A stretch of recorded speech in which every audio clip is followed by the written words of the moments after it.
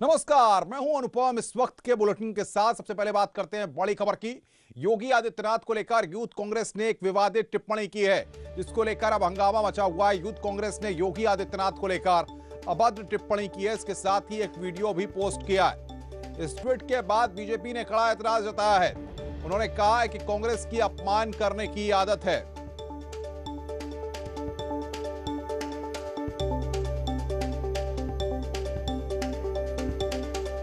बड़ी खबर इस वक्त की, यूथ कांग्रेस का विवादित ट्वीट सामने आया, जिस पर बीजेपी ने कड़ा एतराज जताया है। यूथ कांग्रेस के ट्विटर हैंडल से बाकायदा यह ट्वीट किया गया और जिसके बाद बीजेपी ने इस पर कड़ा एतराज जाहिर किया है। कांग्रेस पार्टी को सनातन धर्म से और हमारे संतों से हमेशा नफरत रही है। हमेशा से उनकी यह भाषा रही है संतों के प्रति, सनातन धर्म के प्रति। उन्होंने आज एक ऐसे कर्मयोगी पर इस तरह की भाषा का इस्तेमाल किया है जिन्होंने सर्वाधिक पीड़ा के वक्त में, जब उनकी जीवन में सबसे ज़्यादा पीड़ा आई थी, उनके पिताजी का निधन हुआ था, उस वक्त में भी वो उत्तर प्रदेश की जनता की सेवा करते रहे। पिताजी के आखिरी दर्शन भी नहीं कर पाए। उन मुख्यमंत्री के लिए, उन संत के लिए, उन कर्मयोगी के लिए राहुल जी की और प्रियंका जी की जो कांग्रेस है, उसकी भाषा ये दिखाती है कि ये कितनी नफरत है इनको सनातन धर्म से, हमारे संतों से। ये मानवता का अपमान है, उत्तर प्रदेश का अपमान है, सनातन धर्म का अपमान है और इस अपमान का बदला उत्तर प्रदेश की जनता अवश्य देगी। तो यहां पर सीएम योगी के खिलाफ यूथ कांग्रेस ने विवादित ट्वीट किया, जिसके बाद बीजेपी ने कांग्रेस के ट्वीट पर कड़ा एतराज जताया और कहा कि अपमान करना कांग्रेस पार्टी की आदत है। बीजेपी की तरफ से जो रिएक्शन सामने आया वो हमने आपको सुनाया और वो ट्वीट भी लगातार हम आपको दिखा रहे हैं, जिस अभद्र भाषा का इस्तेमाल किया गया है।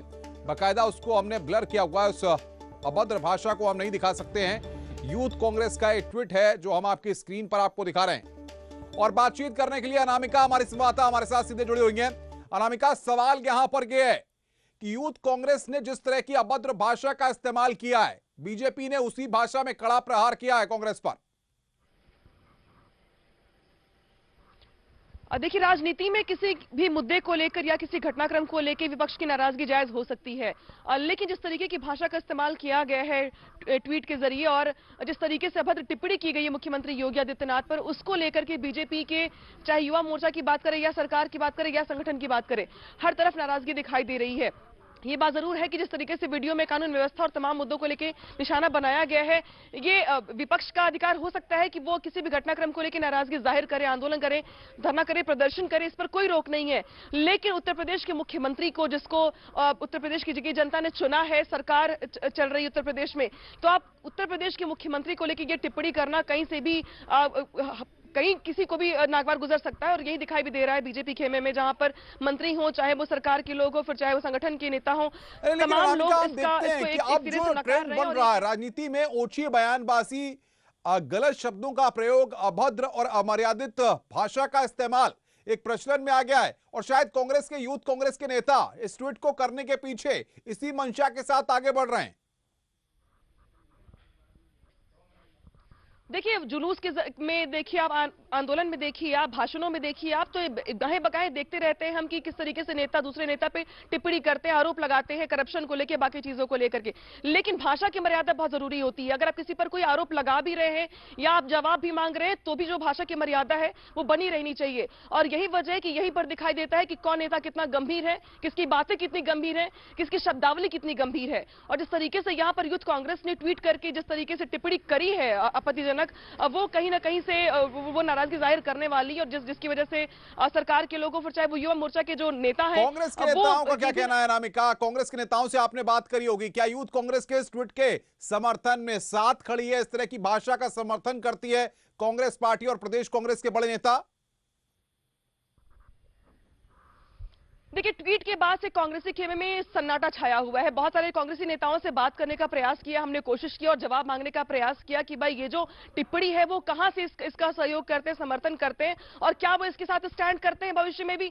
तो उनकी ओर से भी फिलहाल कोई बात करने के लिए आगे नहीं आया है, किसी के फोन रिसीव भी नहीं हो रहे हैं।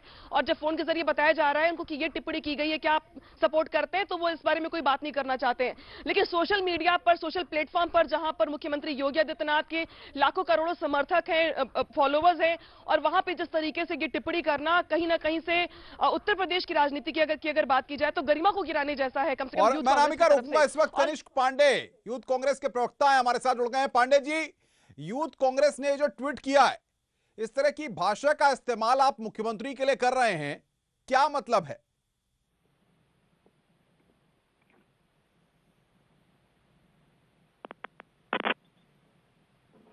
पांडे जी, मेरी आवाज मिल रही है आपको? हेलो हेलो जी जी पांडे जी, आवाज मिल रही है आपको मेरी? हेलो पांडे जी बताइए, जी आवाज मिल रही है आपको मेरी? आपकी आवाज बड़ी कट के आ रही है। पांडे जी, मेरा सवाल है कि यूथ कांग्रेस ने ये जो ट्वीट किया है, जिस तरह की भाषा का इस्तेमाल किया है, क्या इतना स्तर गिर गया राजनीति का कि इस तरह के शब्दों का इस्तेमाल किया जाए?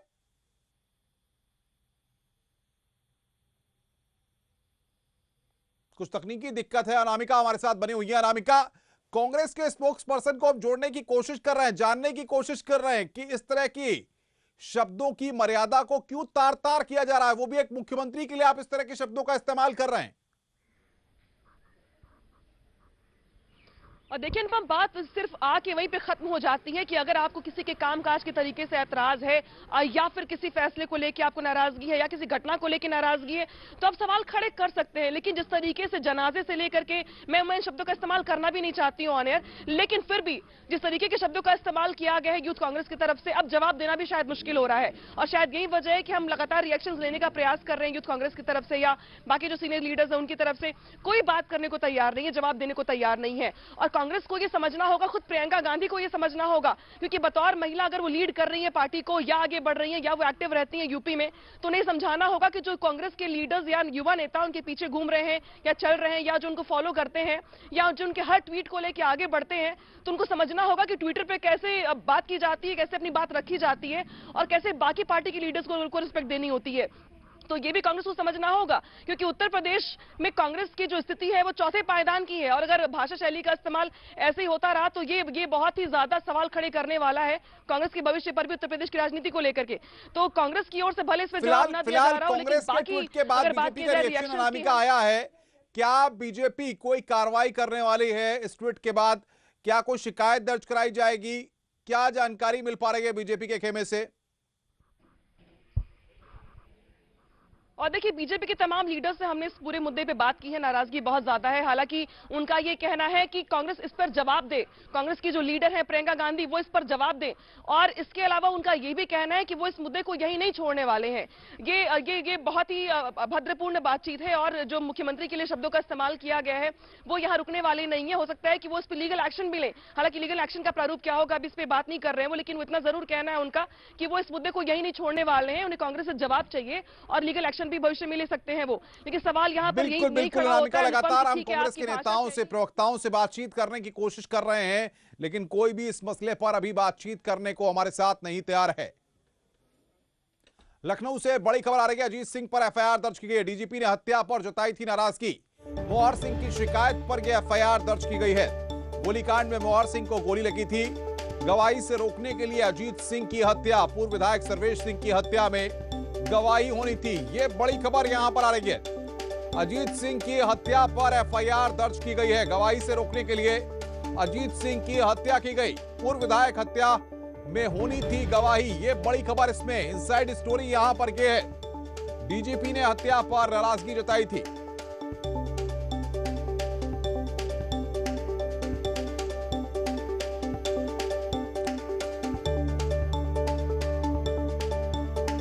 एक और बड़ी खबर आ रही है, डीजीपी ने क्राइम पर समीक्षा की है। बैठक में अधिकारियों ने हिस्सा लिया है। एडीजी लॉ एंड ऑर्डर बैठक में शामिल हुए हैं। लखनऊ के पुलिस कमिश्नर भी इस बैठक में शामिल हैं। जेसीपी क्राइम के साथ ये समीक्षा बैठक फिलहाल हो रही है। वाहनों में हूटर सायरन के प्रयोग पर भी नाराजगी जताई गई है। लखनऊ में ताबड़तोड़ जो घटनाएं हुई हैं पिछले वक्त में, उन सब पर समीक्षा की जा रही है। बढ़ते क्राइम पर यहां पर समीक्षा की गई है। बैठक में अधिकारियों ने हिस्सा लिया है। डीजीपी ने क्राइम पर यहां पर समीक्षा की है। कल जिस तरीके से एक बड़ी घटना लखनऊ में घटी, उसके बाद जाकर के आज यहां पर बैठक हो रही है। और बातचीत करने के लिए ऋषभ मणि हमारे संवाददाता हमारे साथ जुड़ रहे हैं। ऋषभ, कल की घटना के बाद आज समीक्षा का दौर शुरू हो गया है। क्या जानकारी मिल पा रही है आपको?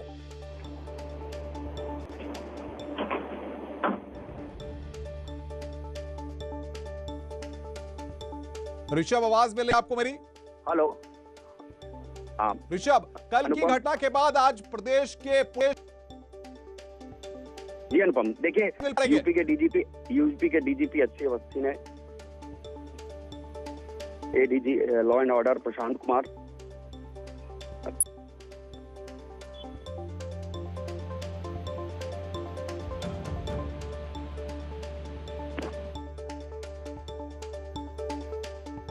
तकनीकी दिक्कत है ऋषभ, से लगता है हमारा संपर्क यहां पर नहीं हो पा रहा है। एक बार फिर उनसे हम संपर्क करने की कोशिश करते हैं। डीजीपी ने क्राइम पर समीक्षा की है। स्कूटर सायरन के प्रयोग पर नाराजगी जताई गई है। बैठक में अधिकारियों ने हिस्सा लिया है। डीजीपी ने क्राइम पर समीक्षा की है। एडीजी लॉ एंड ऑर्डर भी इस बैठक में शामिल हुए हैं। लखनऊ में कल जिस तरीके से एक बड़ी बात जेसीपी क्राइम के साथ भी यह समीक्षा बैठक हुई है।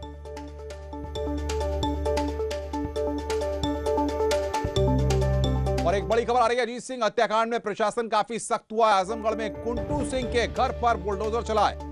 माफिया कुंटू सिंह के खिलाफ बड़ी कार्रवाई की गई है। माफिया कुंटू सिंह के घर पर बुलडोजर चला है। मौके पर डीएम और एसपी मौजूद हैं। जीयनपुर कोतवाली इलाके में है घर। माफिया लिस्ट में नाम है कुंटू सिंह का। यह बड़ी खबर इस वक्त है। अजीत सिंह हत्या मामले में यहां पर प्रशासन काफी सख्त हुआ है।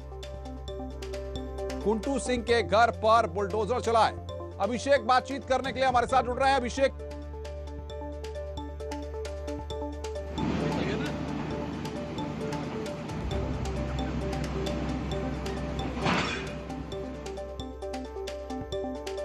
अभिषेक, क्या जानकारी आपको मिल पा रही है? कार्रवाई वहां पर हुई है। अभिषेक से हम संपर्क करने की कोशिश करते हैं। बहरहाल अजीत सिंह हत्या मामले में प्रशासन काफी सख्त है। माफिया कुंटू पर बुलडोजर चलाया गया है। मौके पर डीएम और एसपी मौजूद हैं।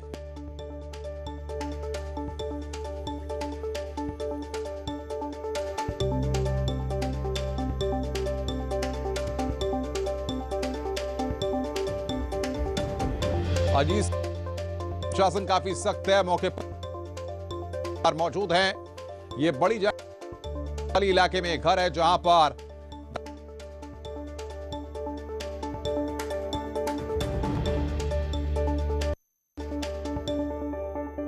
कृषि कानून वापस लेने और एमएसपी की गारंटी की मांग को लेकर किसानों का 43 दिन से आंदोलन जारी है। कल एक बार फिर से विज्ञान भवन में किसानों के साथ सरकार की बैठक होनी है, लेकिन उससे पहले किसान ट्रैक्टर मार्च कर कोशिश कर रहे हैं। अगर हमारी मांगों पर सरकार ध्यान नहीं देगी तो ऐसी तस्वीर आगे भी दिखाई देगी, क्योंकि किसानों ने 26 जनवरी को महिलाओं के साथ ट्रैक्टर मार्च निकालने की तैयारी कर ली है। हरियाणा के हर गांव से 10 महिलाओं को ट्रैक्टर मार्च में हिस्सा लेने के लिए बुलाया गया है। 100 महिलाओं को ट्रैक्टर चलाने की ट्रेनिंग दी जा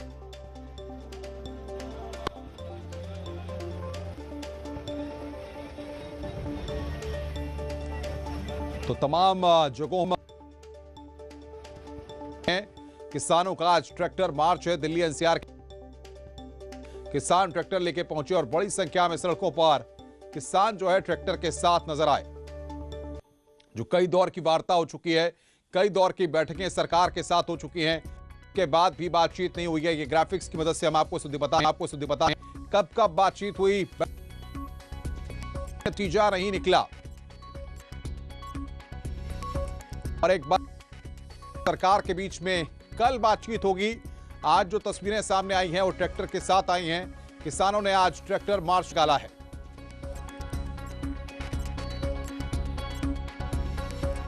वो भी हम आपको बता रहे हैं किसानों ने क्या मांग की है।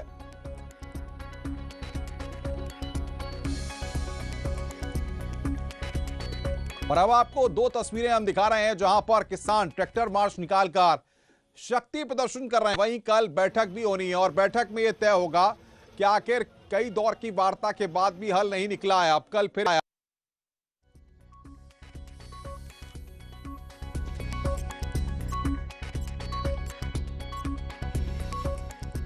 अब दो मुद्दों पर ही सरकार और किसानों के बीच में सहमति।